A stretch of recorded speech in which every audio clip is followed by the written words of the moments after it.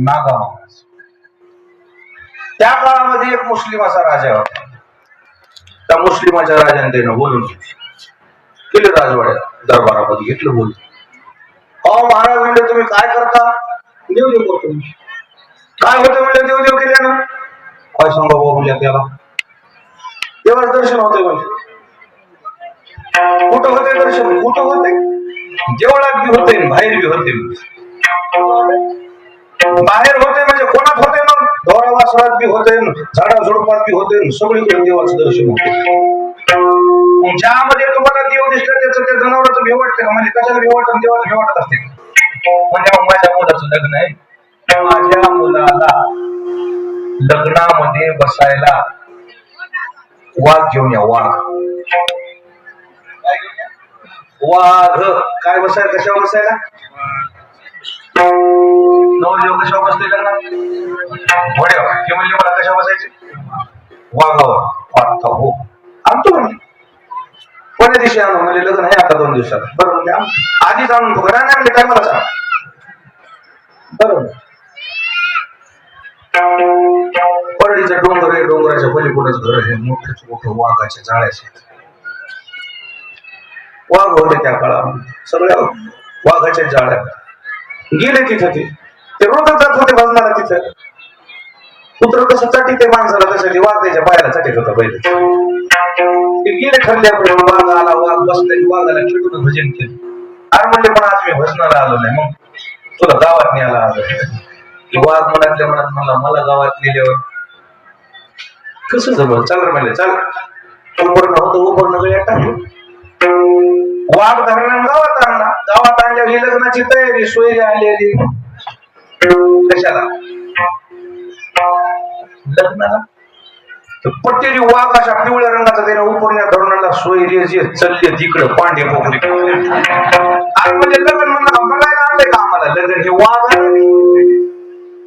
ते मग ते सासरा मुलाचा बाप जे म्हणला ते आला पुढे त्यानं पाहिलं. ते म्हणलं बाबा खरंच आणलाय. ते ती एकच शब्द वापरायला छोडो मत. छोडो मत म्हणजे तुम्ही नवरदेव होते. नवरदेव म्हणला मला लग्नच करा. मी ब्रह्मचारीच राहतो. नवरदेव कुठं बाहेर गेले घराचे. महाराज त्या राजानं जगमित्र नागा नावाच्या संताला साष्टांग दंडवत घातला मुस्लिमाचा असून राजाने त्या दिवशी जगमित्र नावाची उपाधी दिली. विशेषण वापरलं ते. नागा महाराजाला काय म्हणले? जगमित्र नागा महाराज. त्या मुसलमानाच्या राजाने नाव ठेवले त्याचं. परळी वैजनाथच्या पोलीस स्टेशनच्या बाजूला महाराष्ट्र शासनानं गोपीनाथरावाच्या काळात, गोपीनाथराव साहेबाच्या काळामध्ये 2 कोटी रुपयाचं मंदिर बांधले. एवढ्याचं मंदिर बांधले 2 कोटी रुपयाचं. अजून पडले पैसे द्यायचे. मग आता अशी शक्ती त्या महात्म्यात आली. ते राजा म्हणला हे वाघ आधी नेऊन सोडून या. सोडून येतो. सोडून गेला मग आले एकटेच. महाराज त्या राजानं त्या दिवशी त्याचं मंदिर बांधलं. त्या दिवशी राजानं त्याला दरबारामध्ये आपल्या सिंहासनावर बसवून पूजा केली. माझ्या राजवाड्यात असे, माझ्या राज्यात असे साधू संत आहेत त्याचा मला गर्व आहे म्हणला. राजा रोज जाऊन पाया पडायचा त्याच्या. महाराज ते जगमित्र नागा महाराज ज्ञानेश्वर महाराजांच्या समाधीच्या तिथं उपस्थित होते. अशा प्रमाण आहेत. सिद्धांत एकच मला मांडायचा आहे. तुम्ही जर निर्मळ असाल, तुमचं चित्त जर निर्मळ असेल, वाघ सुद्धा तुम्हाला काही करत नाही. ते आमच्याकडे संप्रदायात पुरावे आपल्या जिल्ह्यात येत नाही. आता तुम्ही जालन्यात याला पुरावे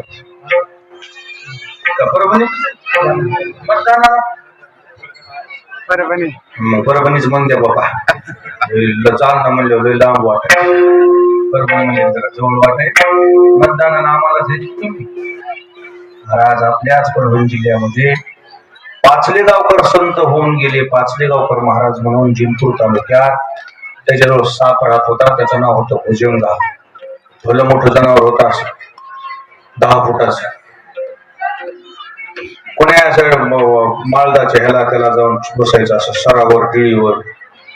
आपले महाराज गेले भेटायला दर्शनाला. महाराज बसले जाऊन की पाचलेगावकर महाराजांना आपल्या महाराजाची परीक्षा घेतली. त्याने हाक मारली त्या सर्पाला, भुजंगा.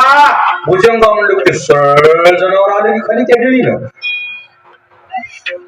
ते धरलं की महाराजाच्या मांडीवर ठेवलं बाबा ते महाराजाच्या मांडीवून असो आले असो मागून महाराजाकडे आपले असं बघायला जिबी काढायला अशा दोन.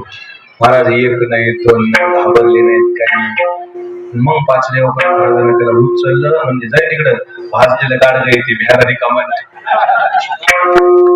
भाजलेलं गाडग आहे ते भ्याला रिकामा नाही तुला.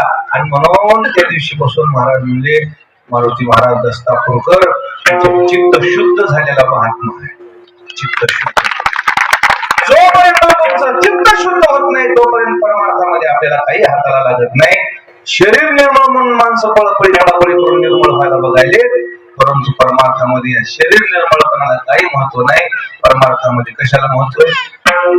अंतकरण निर्मळाला महत्व आहे. आणि अंतकरण ज्यांचं निर्मळ झालंय ते बाहेरून जरी मळमळ असले तरी देवतेला जाऊन भेट देतो, सुखी येतो.